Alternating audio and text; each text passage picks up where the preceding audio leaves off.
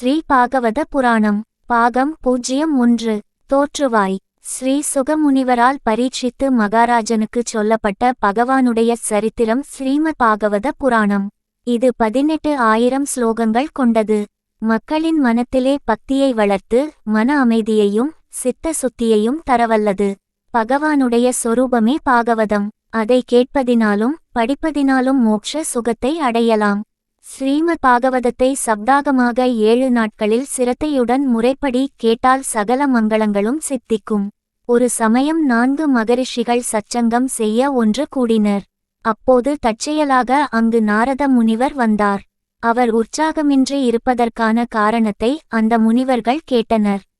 நாரதர் சொன்னார், பூலோகத்தில் எங்கு சென்றாலும் கலிமகா புருஷனுடைய ஆதிக்கமே பரவியிருப்பதைக் கண்டேன். கடைசியாக யமுனை ஆற்றங்கரையில் ஓர் இளமங்கை 2 வயோதிகர்களுடன் சோர்வாக அமர்ந்திருந்தாள். அவள் பக்தி தேவி என்றும் அந்த 2 கிழவர்களும் ஞானம் வைராக்கியம் என்ற பெயரை உடையவர்கள் என்றும் அருகிலிருந்த 3 பெண்கள் கங்கை யமுனை முதலிய நதிகளின் தேவதைகள் என்றும் அறிந்தேன். அவள் மேலும் அந்த புண்ணிய பூமியான பிருந்தாவனத்தை அடைந்த உடனே புத்துயிர் பெற்று யுவதியாக மாறியதாகவும், ஆனால் அவளுடைய புத்திரர்களான ஞானமும் வைராக்கியமும் பலகீனர்களாகவே உள்ளனர் என்றும் அதன் காரணம் அறியாமல் அவள் தவிப்பதாகவும் கூறினாள். அப்போது நான் நாரதர் அவளிடம் ஸ்ரீ கிருஷ்ண சரணார விந்தங்களை தியானம் செய்தால் துக்கம் நீங்கி க்ஷமத்தை அடைவாய் என்று கூறினார். இந்த கலியுகத்தில் பக்தியே மோட்ச சாதனம் என்று அறிவுரை கூறினேன். அடுத்து பக்தி தேவியின் வேண்டுகோளின்படி ஞானம் வைராக்கியம் இருவரையும் தட்டி எழுப்பி அவர்களுடைய செவிகளில் கீதா வாக்கியங்களையும் உபனிஷத் மந்திரங்களையும் உபதேசித்தேன். அப்போது ஓர் அசரீரி என்னிடம் ஒரு சத்கர்மா எப்படி புரிய வேண்டும் என்பதை சில சாதுக்கள் கூறுவர் என்று சொல்லியது. நான் பதரீவனத்துக்குச் சென்று தவம் ஆற்றி வருகையில் தாங்கள் என்னைக் கண்டீர்கள். அவர்கள் நாரதரிடம் யோகம் தவம் யக்ஞம் ஆகியவற்றை விடச் சிறந்தது ஞான யக்ஞம். இதுவே சத்கர்மம் ஆகும். பாகவத ஞான யக்ஞ விசேஷத்தால் ஒவ்வொரு வீட்டிலும் பக்தியானவள் ஞான வைராக்கியங்களுடன் பிரேமரசத்தை நிரப்பிக்கொண்டு விளையாடிக் கொண்டு இருப்பாள் என்று கூறினர்.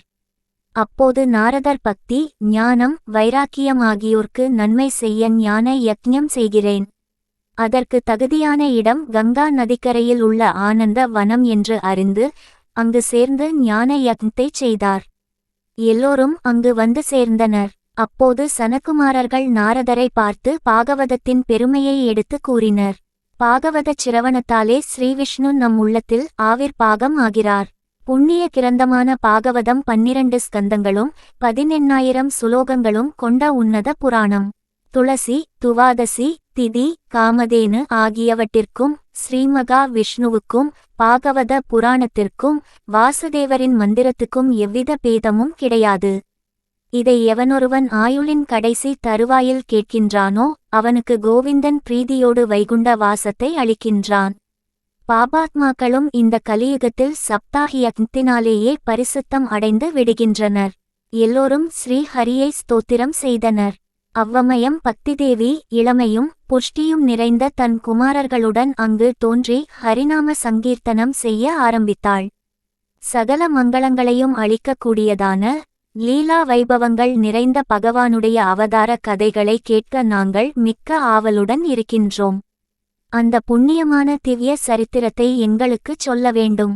பகவானுடைய லீலா வினோதங்களை கேட்பதற்காகவே சத்யோகம் செய்வதை காரணமாக கொண்டு நாங்கள் இங்கு தங்கி இருக்கிறோம். தர்மத்தின் காவலனான கிருஷ்ண பகவான் தன் திருநாட்டுக்கு புறப்பட்டு சென்ற பிறகு தர்ம தேவதையரை சரணமாக அடைந்தது. அந்த தர்மமானது யாரால் ரட்சிக்கப்பட்டது? கலியில் தோஷங்களினால் மனத்தூய்மையை இழந்த மனித சமூகத்தை பகவத் கதாமிருதம் என்ற பானத்தினால் பரிசுத்தப்படுத்துங்கள் என்று வேண்டிய சனகாதி முனிவர்களுக்குச் சூதமா முனிவர் கூறத் தொடங்கினார். சகல மங்களங்களையும் அளிக்கக்கூடியதான லீலா வைபவங்கள் நிறைந்த பகவானுடைய அவதார கதைகளை கேட்க நாங்கள் மிக்க ஆவலுடன் இருக்கின்றோம். அந்த புண்ணியமான திவ்ய சரித்திரத்தை எங்களுக்குச் சொல்ல வேண்டும். பகவானுடைய லீலா வினோதங்களை கேட்பதற்காகவே சத்யோகம் செய்வதை காரணமாக கொண்டு நாங்கள் இங்கு தங்கி இருக்கிறோம். தர்மத்தின் காவலனான கிருஷ்ண பகவான் தன் திருநாட்டுக்கு புறப்பட்டு சென்ற பிறகு தர்ம தேவதையரை சரணமாக அடைந்தது. அந்த தர்மமானது யாரால் ரட்சிக்கப்பட்டது? கலியில் தோஷங்களினால் மனத்தூய்மையை இழந்த மனித சமூகத்தை பகவத் கதாமிருதம் என்ற பானத்தினால் பரிசுத்தப்படுத்துங்கள் என்று வேண்டிய சனகாதி முனிவர்களுக்குச் சூதமா முனிவர் கூறத் தொடங்கினார். ஸ்ரீமன் நாராயணனையும் புருஷ சிரேஷ்டரான நரனையும் சரசுவதியையும் ஸ்ரீவியாச பகவானையும் வணங்கி வெற்றியை அளிக்கும் இந்த புராணத்தை கூறுகிறேன். பகவானுடைய அருட்கடாட்சம் உங்களுக்கு பூரணமாக கிடைக்கட்டும். ஸ்ரீஹரியை ஆராதித்து பக்தி செய்வதே மனித குலத்தின் முக்கியமான தர்மமாகும். ஸ்ரீவாசுதேவனிடத்தில் மனதை செலுத்தி பக்தி யோகத்தைச் செய்வதினாலேயே உண்மையான ஞானமும் வைராக்கியமும் ஏற்பட்டு விடும். அதனால் பகவான் மகிழ்ச்சி அடைகிறான். அறிவில் சிறந்த பெரியோர்கள் ஜீவாத்மாவுக்கும் பரமாத்மாவுக்கும் வேறுபாடில்லை என்பதை உணர்ந்து தமது உள்ள கோயிலிலே பரமாத்மாவைக் கண்டு ஆனந்த பரவசம் அடைகின்றனர். சர்வவியாபியாக விளங்குகின்ற ஸ்ரீஹரியே எல்லா தெய்வங்களுக்கும் மேலானவர். முழு கலையுடன் ஒளிர்கின்ற ஸ்ரீகிருஷ்ணாவதாரமே மிகச்சிறந்தது. அவருடைய லீலா வைபவங்களையும் அவதார கதையையும் கேட்கிறவன் இன்ப வெள்ளத்தில் திளைப்பான். அவரை அடைவதற்கு அவரே காரணமாவார். ஸ்ரீகிருஷ்ண பகவானை உபாசிப்பவர்கள் சத்வகுணமும் சாந்தியும் அடைந்து ஆனந்தமாக வாழ்கின்றனர் என்று சூதமா முனிவர் கூறினார். நீண்ட ஆயுளை தரும் மூன்றாம் பிறை தரிசனம். இன்று சந்திர தரிசனம். சூரியனும் சந்திரனும் ஒரே ராசியில் இணைவது அமாவாசை திதியாகும். 7 ஒவ்வொரு அமாவாசைக்கு பிறகு வரும் 3ஆம் நாள் 3ஆம் பிறை நாளாகும். அமாவாசைக்கு மறுநாள் நிலவு தெரிவதில்லை. ஆனால் 3ஆம் நாளான துவிதியை திதியில் தெரியும் நிலவு அழகாகவும் பிரகாசமாகவும் இருக்கும். சிவன் சூடிய பிறை சந்திரன். எனவே 3ஆம் பிறை தரிசனம் வெறும் சந்திர தரிசனம் அல்ல. அந்த சிவபெருமானின் ஒரு பகுதியை நாம் தரிசிக்கும் பாக்கியம் பெறுகிறோம். இந்த சந்திர தரிசனம் கிட்டும் போதெல்லாம் ஸ்ரீசந்திர மௌலீஸ்வராய நம அல்லது ஸ்ரீசந்திர மௌலீஸ்வரா போற்றி என்ற இடைவிடாமல் ஜெபித்து வந்தால் மனம் அமைதி அடையும். அறிவு ஒளி பெற்று தெளிந்த மனநிலையை அடையலாம்.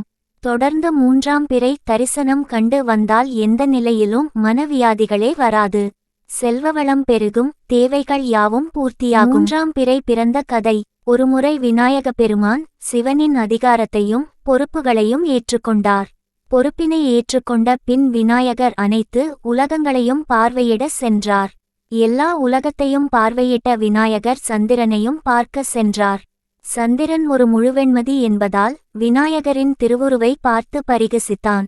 4 இதனால் கோபமுற்ற விநாயக பெருமான் உன் அழகு இன்று முதல் இருண்டு, உன்னை உலகத்தார் வணங்க மாட்டார்கள் என்று சாபமிட்டார். விநாயகரின் சாபத்தால் சந்திரனின் அழகு குன்றியது.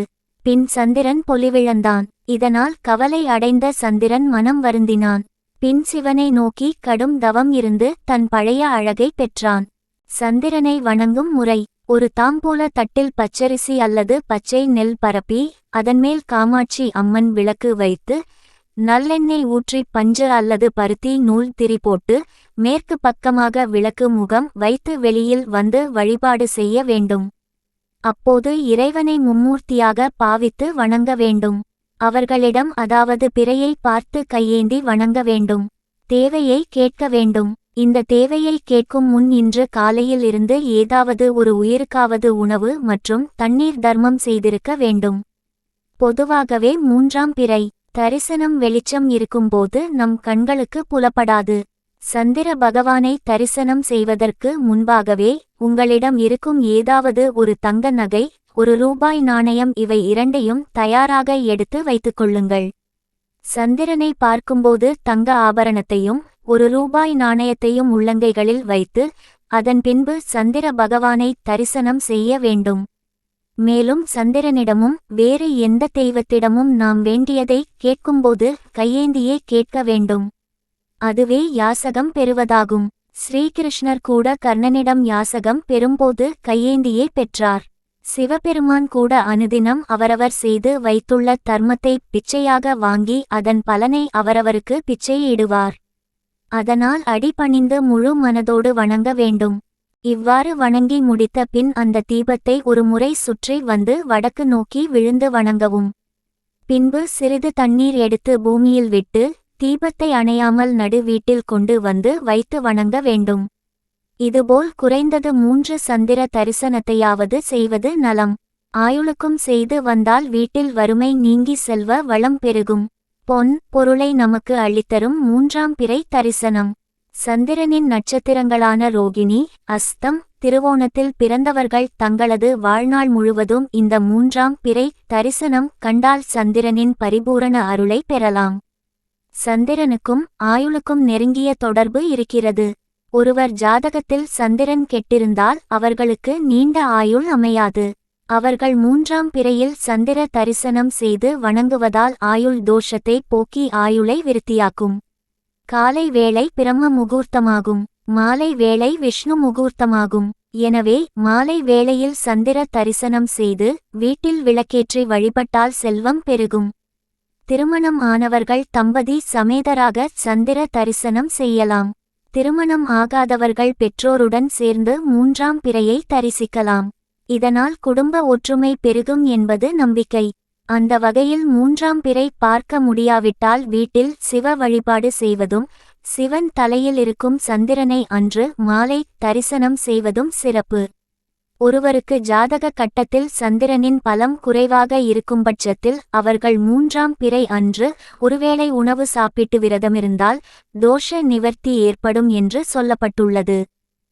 ஜோதிட சாஸ்திரப்படி சந்திர பகவான் என்பவர் மனதிற்கு காரணமானவர் என சொல்லப்படுகிறது. ஒருவர் தெளிவான மனநிலையில் இருந்தால் மட்டுமே சரியான முடிவுகளை எடுக்க முடியும். அதற்கு சந்திரனின் அருள் அவசியம் தேவை.